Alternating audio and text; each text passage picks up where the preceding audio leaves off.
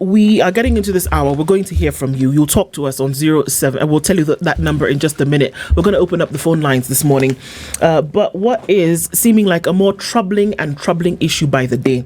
Let's start from the very beginning of it. But Dennis, you're going to remind us, first of all, as we get into it, about today's proverb and what that is.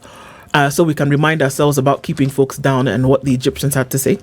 Okay, so our proverb today is coming from Egypt. We are still in North Africa. Last week we were in Egypt. And some bit of historical facts. Obviously we know the ancient civilization in terms of the Egypt being the world's... They actually say math came from Egypt. Yes. You know? The pyramids of Giza, the Great Pyramid, is the last remaining wonder of the ancient world. You've been to Egypt? I have. Ah, okay. Yeah. Did you go to the pyramids? I didn't. How? I know. So what did you go to do in Egypt? I did it from far. So it was an education thing. It was a stint for a while, but it was more, and it's one of the things I regretted not doing. I'm actually going and actually seeing the pyramids, and I say I must do it again now to go and sightsee. I was working and studying. Oh, okay. Yeah. Okay. You are a very young girl then. And, you just had to go. You're told, go this way, you go. Go that way, you go. So our proverb: he who digs a pit for his brother will fall into it. And literally, this happened. As we read the history of Egypt, there's a story of Joseph and what happened to him and how he ended up becoming prime minister of that land, saving his family and saving his country. So he who digs a pit for his brother will fall into it. It's simple for me, the interpretation. If you're planning to cause harm to someone this morning, you're on your way to work right now, or you're listening to us from home, or from your phone, wherever you are, and you are thinking and planning. This is how I'm going to bring them down today. Yes, like Leo, wiki wataniona. Awanijui. But by this weekend, Akia, if that's your plan, what if you're planning to harm, or you're planning to... You know, people connive and then they make sure that whatever it is that you're supposed to get, it's a deal. And a lot of people do these things. Yeah. Like you don't get that deal for whatever reason. Then eventually that same thing will come back to you. It will. Yeah. It will. Utaumia. Kabisa. In a greater measure. Yeah. Pressed down, shaken together, running over. It will. That's just how it is. Because whatever it is that you plant, you will definitely... you will reap. You'll reap. You'll harvest. You will harvest. So, that was my interpretation. And... Are you here with us still?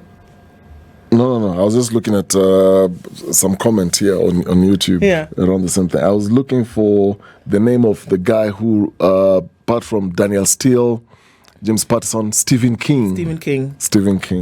Right, that's it. So if it were a Stephen King novel that we were looking into, it wouldn't be far off from what we see happening in the country at the moment. And we cannot ignore it.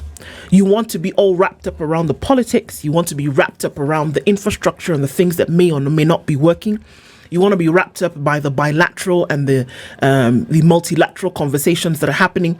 One of those happening in Addis Ababa over this last weekend, where a number of people then traveled to Addis for that economic forum, where the president also is attending.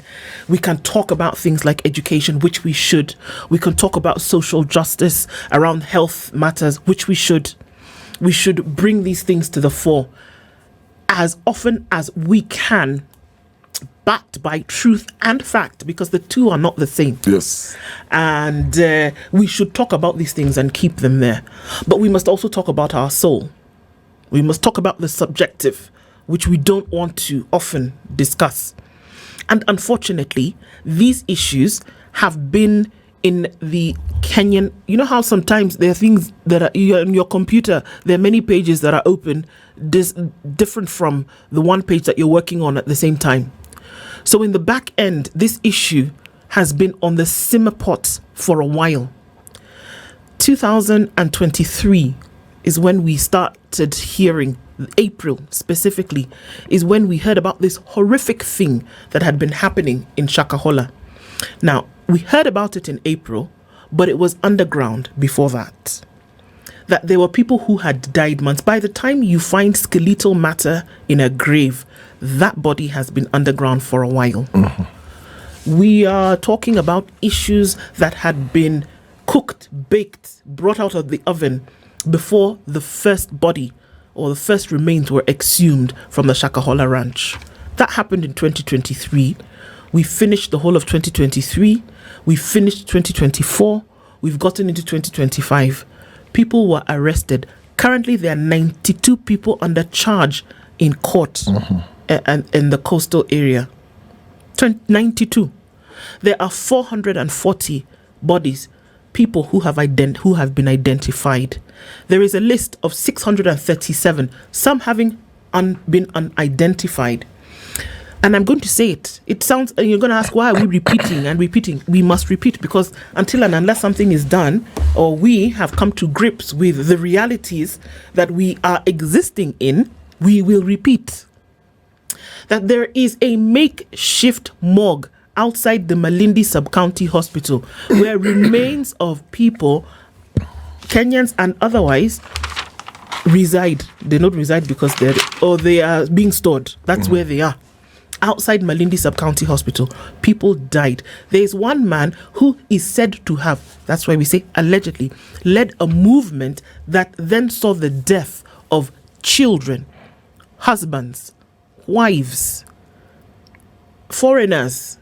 Under his control, is said to have led them to an early grave by way of starvation because of what is being called this cultic operation, where then people were called in to get to heaven quicker or to accept a certain faith. We had not finished dealing with the horrors of it. There was a Senate committee that was put together. They went to find out what they found out. There are people who were arrested, people are in jail, others are starving themselves in jail. Now, no, that one has not even finished. The sixth exhumation process was still on in Shakahola. We don't even know. The media was cut out of that at some point.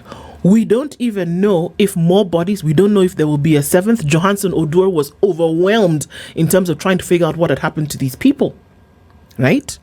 We don't know if the site has now been closed and that the investigation or the exhumation is complete. We don't even know. When all of this is happening, then we hear about a place called Kwabinzaro, and bodies are being exhumed. The Red Cross, the police, the pathologist's office, bringing out bodies to the tune now of 39 bodies so far. And then here we are asking ourselves about this young woman who is in talks with Mackenzie, who is in jail.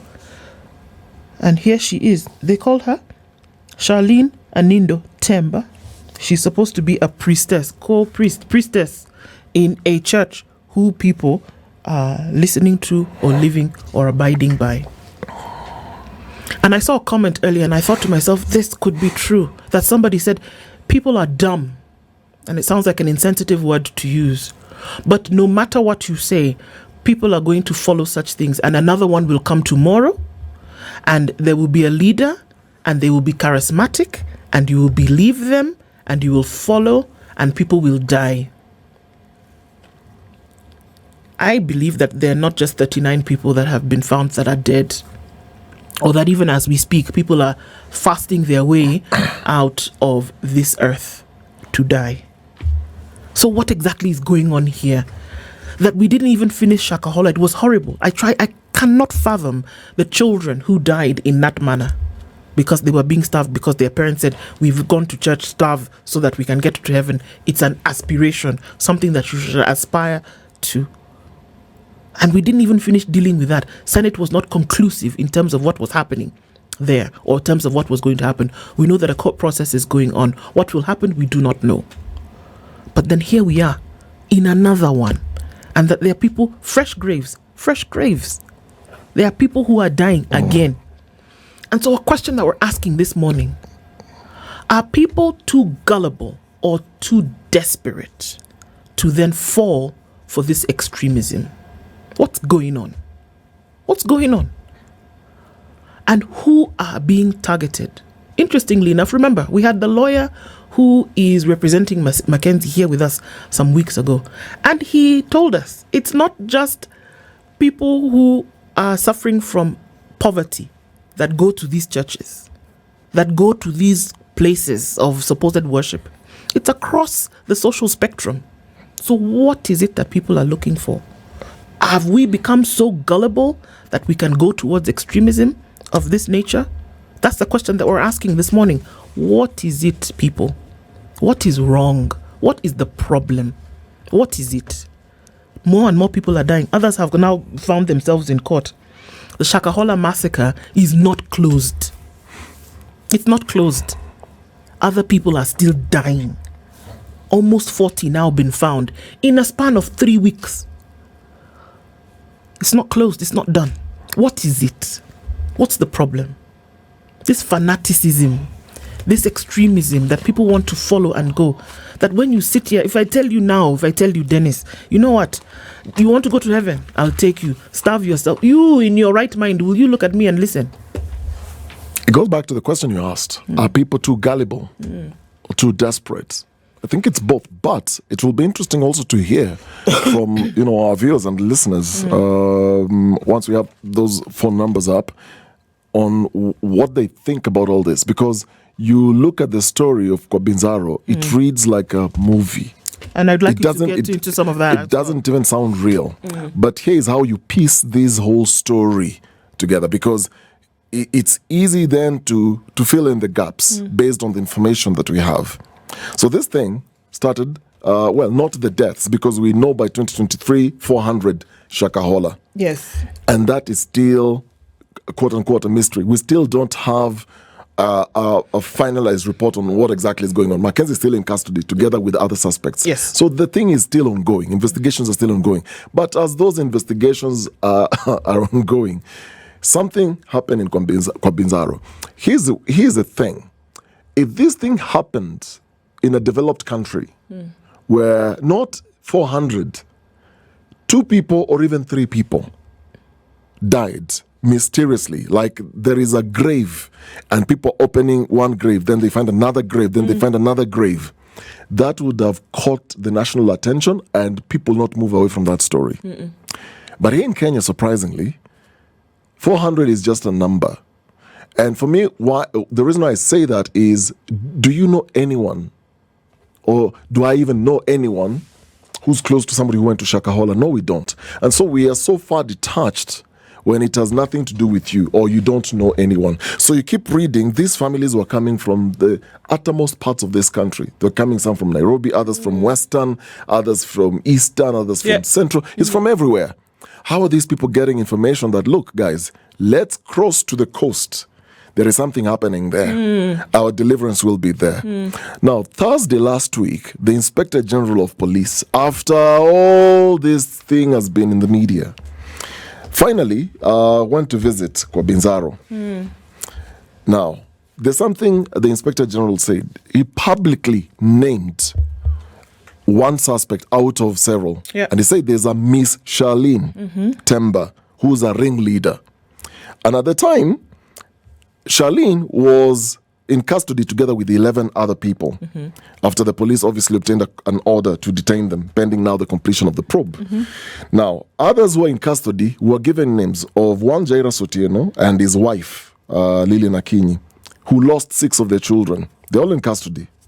Pamoja mpaka hapo. Yes. Now, the rest are different names, people that you might not even know anyway, but most of these people are from that area. From Lois Zawadi, Safari Kenga, Karisa Fondo, Gona Charo, Kahindi Kazungu, and so on and so forth. Now, when he spoke, this was after 32 bodies had been retrieved from mass graves. This is the IG. So the Inspector General said detectives are still finalizing their reports, and they're collecting 102 human body parts that are scattered inside. This is besides this number that I've mentioned. Yes. There's 102 scattered body parts, human body parts, inside the thicket near the 5-acre Kobinzaro. Now, the Charlene I've mentioned is identified as the ringleader, alongside alongside 4 other people. Now, at the time, he said he can't divulge much. But now, come Monday, we know exactly what was happening. Now, this lady, Charlene, is only 30 years old. Now, the village where Charlene Anindo Temba lives is a village where how she actually ended up in that place is in her house. What detectives eventually found, they found documents that they are now considering very vital for the ongoing investigations. Now, the documents include a purchase, a receipt for a motorcycle. For who?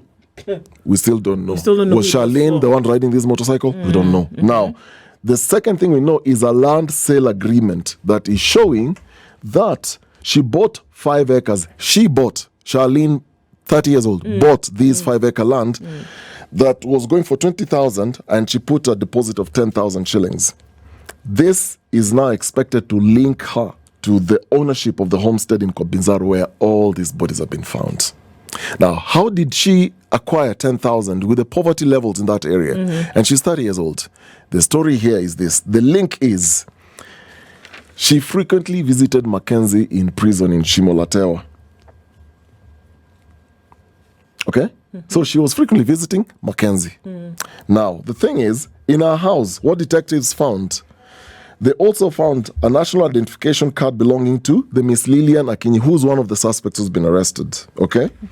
They also found the ID of Jairus Otieno. So why would a 30-year-old girl hold an identification card of a grown-up, a man and his wife, together, who have 6 children? Now, the story, how it broke is, so after the couple that comes from Siaya, they went there with 6 children, whose whereabouts remain unknown, because some of those bodies, still they're doing DNA. Now, police say that Jairus went to Kobinzaro in July this year. So he was secluded after he refused to participate in anything, including burying bodies. So Jairus was told, you know what? Wewe ufuati maagizo, you go to your own room, stay alone, because he refused to bury bodies. So this tells you there are deaths that were happening. So he refused to participate. Now, among those deaths are his 5 children. So child number 1 has died. He refused to bury. Child number 2 up to child number 5. After the death of their 6th child, it's then when his wife started questioning the beliefs that now led him to secret. That this thing, after you've lost 5 children, you've lost now your 6th child, then you're starting to think there's something about these beliefs. Then Jairus goes to some neighbor and borrows a mobile phone, where he made a call for help. Then it began unearthing the cult. Now, where they live is a rented house. So behind the walls of this rented house, what detectives say is sinister is Charlene Anindo Temba, who's the chief priestess in this case. Now, in religious terms, she's the chief priestess. To the police, she's the chief suspect. She had actually rented 2 houses. 30 years again, rented 2 houses. So followers of the cult were being drawn from different parts of the country, and they were being indoctrinated quietly because neighbors are saying there was no shouting, there was no screaming, there was nothing unusual. So they started seeing streams of families, a husband and a wife, 1 child, a husband and a wife, 2 children. In this case of Jairus, 6 children. Others is just a couple going in. So people are thinking, wait a minute, these are family members coming to visit one of their relatives. Because of the seclusions, people don't question, people don't ask. Apparently, inside the walls, indoctrination was happening that was leading to the path of starvation. Mackenzie was doing this publicly. Well, he was doing this by preaching. He had owned a TV station. Very smart guy. Now, Charlene, in this case, was not anywhere near TV or radio or an open church. No, these were just rented rooms where people were coming in and they're being told this is the way to heaven. No church service like that? No, nothing like that. So last week, when detectives visited Furunzi and established that Ms. Temba lived in secrecy, only hosting families that would later be transported to Kwambinzaro in the vast Chakama ranch in Kilifi. So she was the one who was playing host. So after a while, people are being transported to this 5-acre ranch that she bought with a down payment of 10,000 shillings. Her mission was to lead people to God, but instead led them to death. What is this? Now we have 40 bodies and more. 102 scattered body parts, human body parts. They're still trying to figure out what's going on. You know, I have to ask you that the folks who look at it, and we have to ask ourselves, look at it. The people who lead, this one that you're calling priestess, the one who was the pastor, whatever, how come they're never victims of this thing? Why are they alive? Do you understand These my question? people who do this? Do you understand my question? There are people who are starving and they're dying and they're going to heaven. Are you the last one remaining on the ship that you need to make sure that everybody gets aboard before you close the door? Or why is it that you, as the one who is leading, remain alive? We don't hear that the leader of the thing is also starving and has gone to God, and then somebody else takes over. No. There are other people who are dying and then they're going. Why? Why is that the case? The question that we're asking this morning, people, are people too gullible or too desperate to fall for this extremism? That's the question that we're asking this morning. We would love to get your thoughts and your views on this. It is important that we address it. It's important that we talk about it. Call us this morning, 0732 142 650 or 0732 142 652. That's 0732 142 650 or 652. We're hearing from you this morning. We'd like to hear your thoughts because this is something that's affecting people. It's something that's affecting and society that almost now, 102 body parts could easily be 102 people. It could be 5 people. It could be 10 people. It could be 30 people, but they are people. And we have to ask ourselves that levels of indeed, we are imagining the levels of poverty in this area. It's unbelievable. It's incredible to imagine what some people in this area are going through in terms of a living. And the thing is, this is a personal opinion. Mackenzie is still recruiting. Mackenzie that guy is very smart. And we said earlier, even the police officers who had arrested him and the prison guards when he was still in custody would say, you speak to this gentleman, you give him 5 minutes, you start actually believing, by the way, no, he's innocent. I said Kitaturamba. Because even neighbors are saying, this 30-year-old girl, they are saying that her conduct did not even arouse suspicion. There's a neighbor in Kobinzaro who is saying that she arrived on a boda and directly approached a local homestead informing its owner that she was searching for land. How is a 30-year-old girl deep inside Cliffy looking for somebody to sell 5 acres of land to her? From whose instruction? How logically speaking, then the homestead was along the road leading to the interior of Kwabinzaro towards Shakahola. You see, it's just bordering Shakahola. Now, during her search, she met Mr. Karisa Gona, who offered to sell her the land. The homestead appeared like any other normal fenced house. Now, the wife of Mr. Gona, the person who sold this land, described Charlene as calm and composed. She even said that Charlene once visited her husband to demand that she be shown her land boundaries. She was clear that she wanted to know, so these 5 acres, inaanzia wapi, inaishia wapi? Why was that so important during this period? She was composed, according to the people who interacted with her, while walking, wearing a decent dress, calm, and looked like an innocent church lady with command. You could not tell she was a bad person. That's what the wife to the guy who sold the land says, that she even offered her food, but this lady refused to eat, saying she was fasting. You see? There's something here. And what do we see? Look, there's a gentleman, who said before that religion is the opium of the people, and went on to say a number of other things. It's in history books. His name was Karl Marx.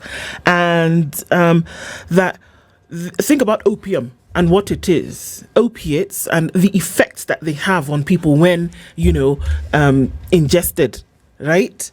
That you have something almost of a transic nature, that your reality becomes altered if having taken this for the longest time. And what are some of the things that opiates do for people is that it gives you, to an extent, a false sense of euphoria. that a false sense of satisfaction at a particular time. And in order to maintain that sense, you need to keep taking the thing. Yep. And that is how you get addicted to it. And that if anybody were to tell you anything when you're under the use of these particular opiates, you would do what they say. You would go where they said. You would say what they commanded. This is what he meant at that time. And he likened now religion, where people would go into a trance, where people would start to believe certain things. And this kind of extremism, if anything, kind of cements what the man said at that time. That this religion, bastardized as it may appear to be in this case, that is the thing that gets people, that gets people to behave in a way different from what they would normally do. Because you think about it, Dennis. Mm-hmm. If this high priestess or whatever it is that we're calling her was able to get some rooms here and there, and that people on their own volition would come into these rooms and sit and they would starve themselves to death, then they die. Then who removes them from those rooms and goes to bury them? Who's doing this thing? Who is convincing them that it's okay to do that? What situations are they in that are so desperate, that makes them so gullible, that somebody can come to them and tell them the way out of this is unto a joy that is in heaven or wherever it is, and the only way to get there is for you to strip yourself of any kind of human desire, such as hunger, in order for you to live on the other side? How crazy do things have to be for people to believe it and then act on it? And when I say crazy, I don't mean how crazy do things have to be for individuals for you to get to that point? You know, we were created to aspire as human beings. There is always something you look forward to. There is a betterment to life that we all seek. That's why we work. We want to improve the quality of our lives. We want to be better people.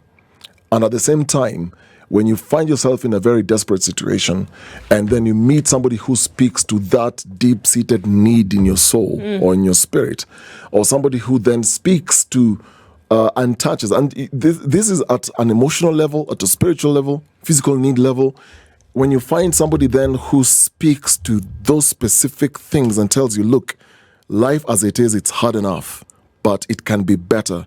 And this is how it can be better. So you need to, so don't eat food. And when you don't eat food, this is the sacrifice, or this is the price that you're paying for you to acquire that which you believe by faith you'll actually get. So you then tend to believe that, look, if I give myself to this level, if I starve myself for a week, then I'm appealing to this to this God, quote unquote, that then will look down and say, oh, okay, so this person has really sacrificed a lot. Let them do this. Absolutely. And a lot of people then have given up on life. And the idea here is the only way, two things. Do I want to go to heaven? Do I want to go to hell? Obviously, I don't want to go to hell. I want to go to heaven. So how do I get there then? Then starve myself, because you're going to, you know how people say when somebody dies that this person has gone to a better place? So people are still alive, but they're seeking this better Aspiring place. for this better place. Yes, exactly. And so, I mean, and for sure, Atieno, I'm not saying that I'm not saying that people are crazy or dumb. What I'm saying is, how crazy are the situations that people find themselves in, likening to what you're saying, Dennis, that is going to get them to be in a place whereby somebody who then comes, because we've seen some charismatic pastors. I've been in the presence of some leaders at some point, and the words that fall from their mouth are like honey dewdrops draped in gold. They would say something and you would listen to what it is that they say. So you can imagine yourself in a desperate situation and somebody with such charisma is speaking to you in that manner. If they can almost turn police officers and prison wardens, what are we talking about here? Now about somebody who is in a desperate situation, who is saying, okay, there is a place, right? I feel isolated, I feel desperate, I am poor, I have nothing. And then you come and tell me that there is a place whereby I don't have to go through this suffering anymore. And the manner in which you're delivering this message to me is so incredible. Is that why people are falling for this thing? We're taking your calls, guys. We're doing it this morning on 0732 142 650, 0732 142 650 or 652. Let's hear from you this morning. Tell us where you're calling in from. Hello, good morning. Hello, good morning. Okay, I think our calls are dropping, but we'll take more of those as we come through. What is the situation? You know, there's a sense where people search for meaning into life, you know, and what then these cults do, they give you a sense of belonging.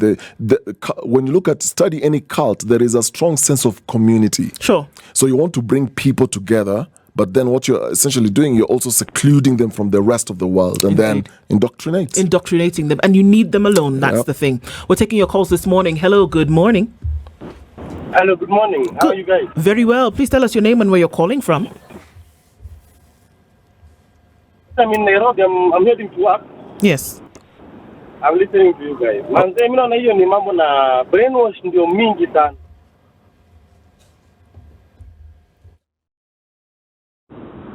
Mimi naona huyo msemo mwenye kama Mackenzie angekuwa mtu right, ndio mtu wa fast angekufa. Yeye angejitolea safara. Hiyo mimi naona hiyo ndio. Thank you for your calls. We'll take some more of those calls as we come in, and let's hear some more of those. Hello, good morning. Hello, good morning. Hello, good morning. Tell us where you're calling from and your name, sir. How are you, Ndo? Very well. How are you? I'm very well. Say hi to Dennis over there. Dennis, you're being greeted. I'm good. Tell us your name and where you're calling from. My name is Derek. I'm calling you from Odaiga. Yes. And I'm listening to the story, and I have a bit of suspicion with the issue of Mackenzie. Mm-hmm. What's your suspicion? Personally.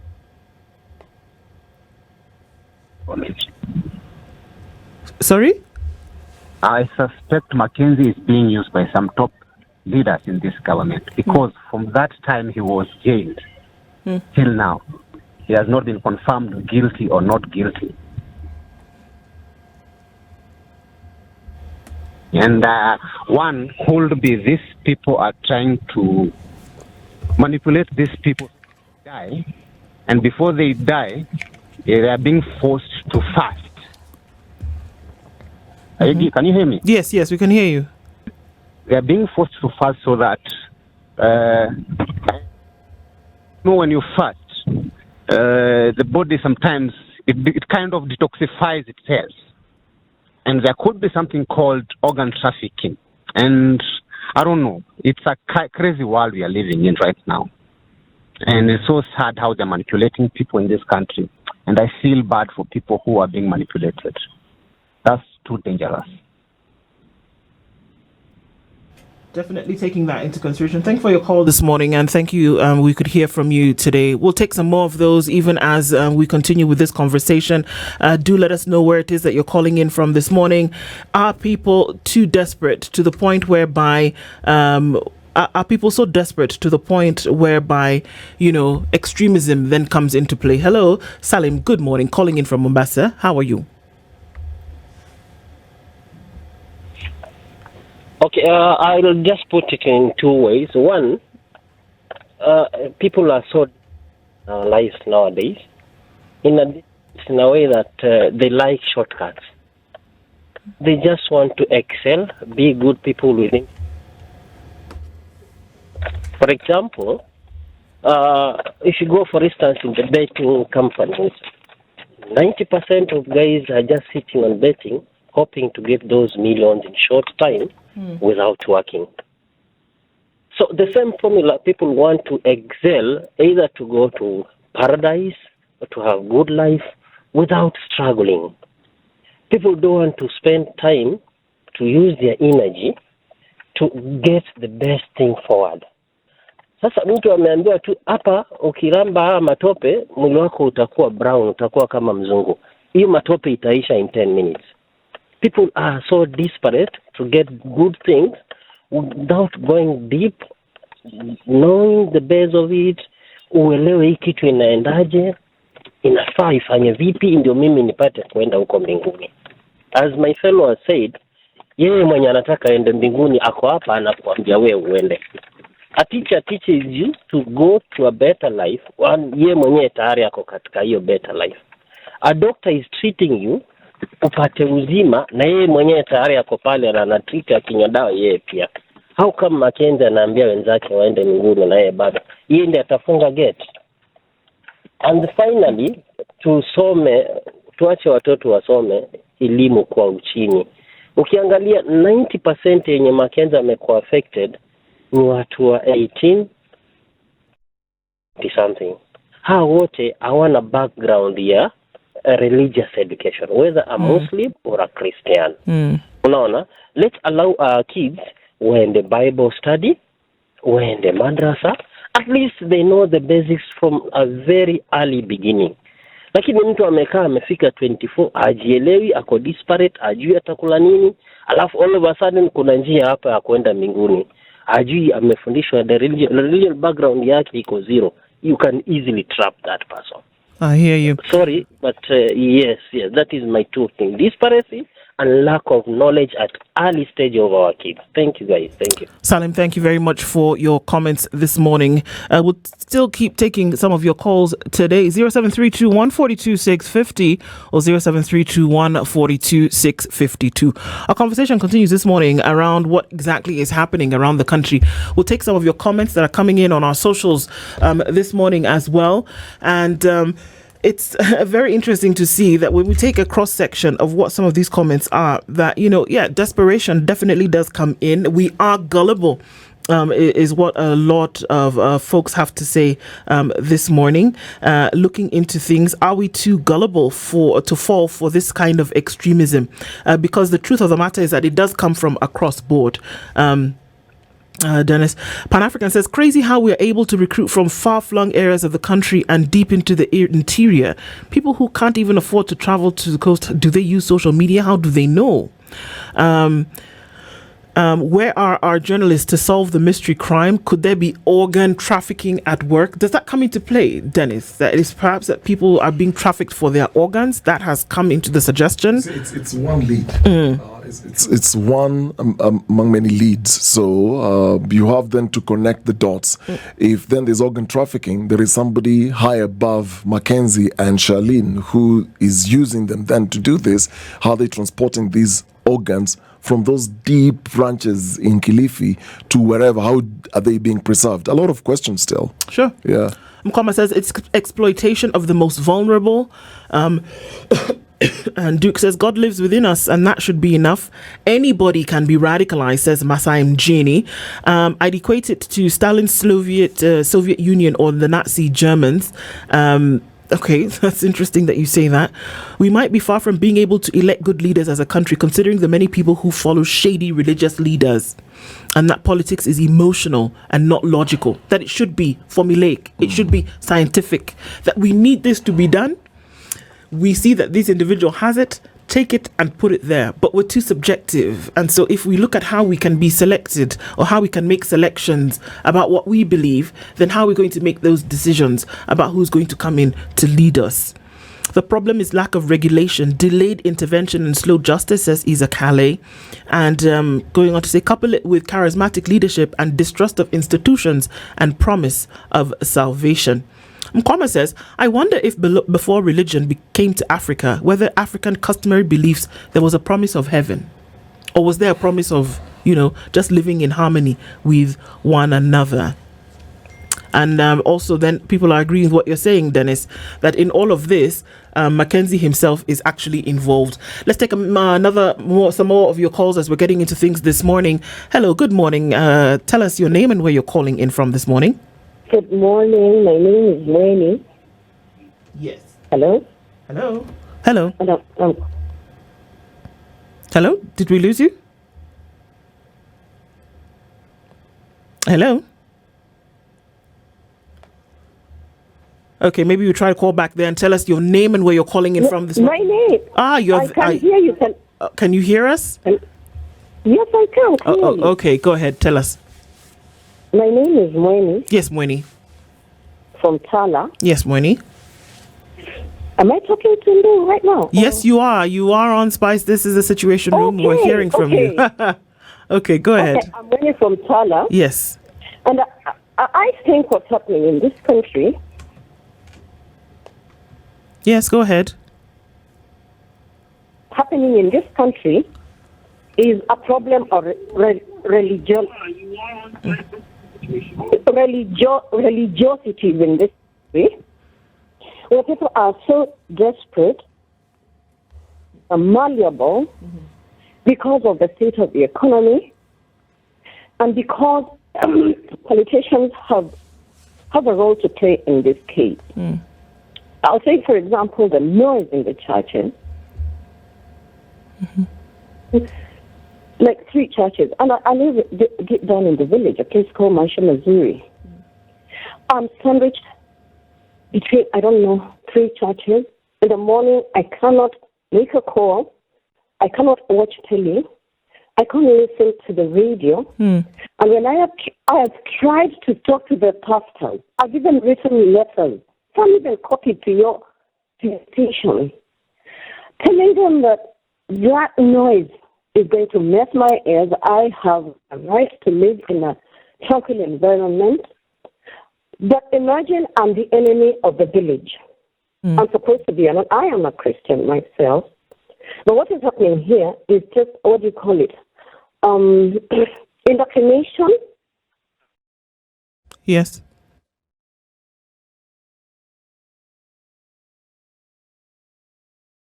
It seems we seem to have lost money. We'll see if we can get her back, and we'll take some more calls. Hello, good morning.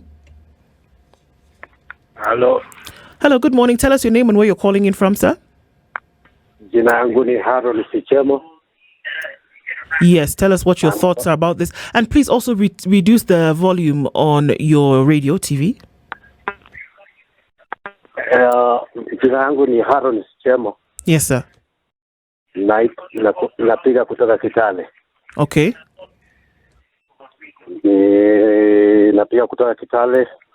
Maoni yako ni gani leo asubuhi?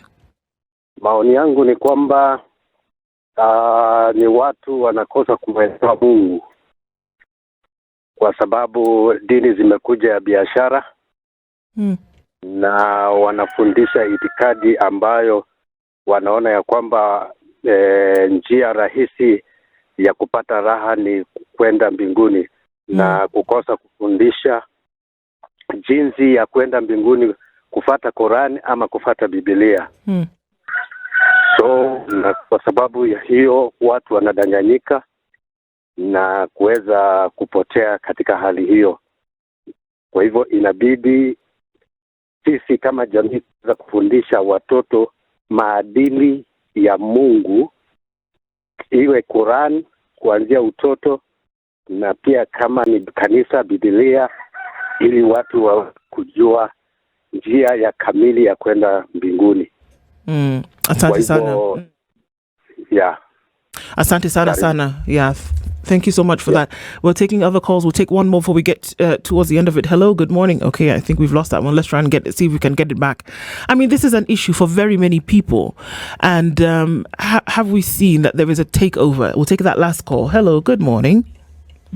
Hello, good morning. Okay, I think we've lost that one. Let's try and see if we can get it back. Hello, good morning. Hello, good morning. Good morning. Please turn down the volume on your radio. Okay. I have done it. I'm doing it. Yes, Mama. Yes, good morning. Please let us morning. Please let us know what your thoughts are around this issue. My name is Richard Anyona Marangeti. Yes, sir. My thinking is that hii kazi yote inafanyika kwa ni setani na nguvu za kisetani. For example, how can someone tell you that you have got to die to go to heaven? Kwa nini yeye hataki kufa ndio aende mbinguni? For example, huyu Mackenzie amehaya even ni advocates wamtetee kwamba chakula ninapewa ni mbaya, itakuja kuniadhiri. Kwa nini yeye anatetea maslahi uzima wake so much na anataka wengine wakufe. Hizo ni nguvu za Shetani ndio zinafanya hivyo. Nguvu za normal asiwezi kufanya namna hiyo. Kweli. Yeah, thank you. Thank you so much for your thoughts this morning, Mzee Richard. Asante sana. And this is what we're hearing from folks this morning, that we're getting to the point whereby it really is extreme. Dennis? I believe life is spiritual. You can scatter around this conversation. Unfortunately, the people have lost their lives, people have died.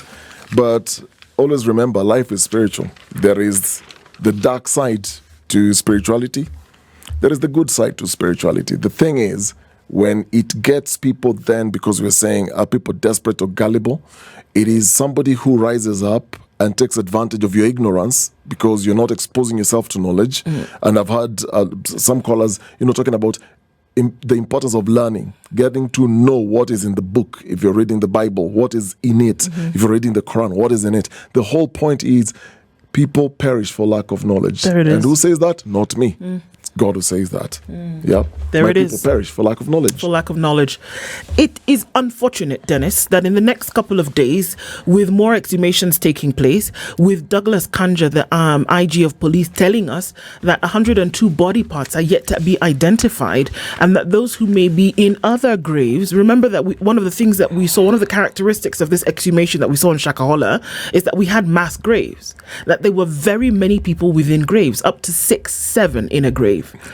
And that we've not finished with Shakahola. We haven't finished. We haven't finished with Shakahola, but we've called this Shakahola too. Exactly. How is the 30-year-old girl luring all these families to rented houses, then leading people to bury bodies in the 5-acre piece of land? You have to ask. You have to ask. And this is where we are. That in the next coming days, in the coming weeks, more people will be exhumed. It reminds me of South Central Nigeria, where you have fattening rooms. In this case, you have starving rooms, where people are starving in order to get to heaven. They are operating right now. We're going to be faced with the horrors in the next couple of days. It's still very much alive. It's here with us. We can't keep it on the back burner. We must bring it out into the open and have these conversations. They continue, and we'll keep talking. Good morning. This is the Situation Room, the only way to start your day.